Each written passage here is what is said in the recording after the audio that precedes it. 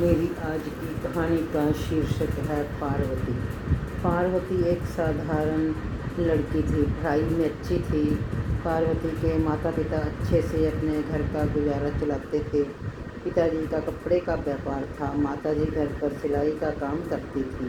पार्वती के और भी 2 भाई और 2 बहन थी। पार्वती घर में सबसे बड़ी थी। पार्वती ने अच्छे से पढ़ाई की।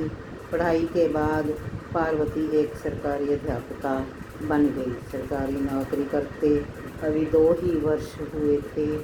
एक रिश्तेदार ने पार्वती के माता पिता को एक लड़के के बारे में बताया। वो लड़का किराने की दुकान करता था।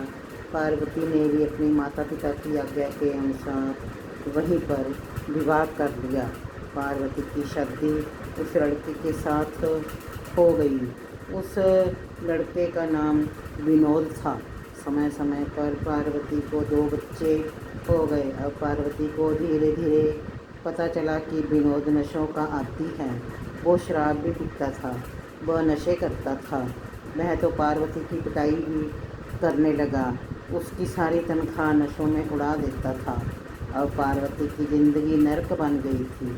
फिर भी पार्वती विनोद को बहुत समझाती थी, परंतु सब व्यर्थ।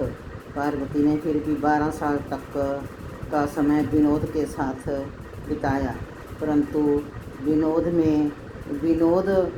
के व्यवहार में कोई भी सुधार नहीं हुआ और न ही उसने नशे करना छोड़ा। एक दिन पार्वती अपने दोनों बच्चों समेत अपने मायके आ गई। मायके में आकर उसने अपने बच्चों को स्कूल में लगा दिया। अब पार्वती के पिताजी उसकी दोबारा शादी करने के लिए लड़का देखने लगे। एक अच्छे घराने का लड़का मिल भी गया। उसका नाम जसराज था।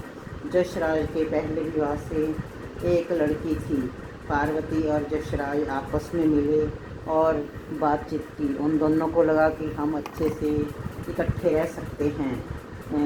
इन दोनों की बातचीत सेटल हो गई और शादी भी हो गई। अब पार्वती अपने नए ससुराल में रहने लगी।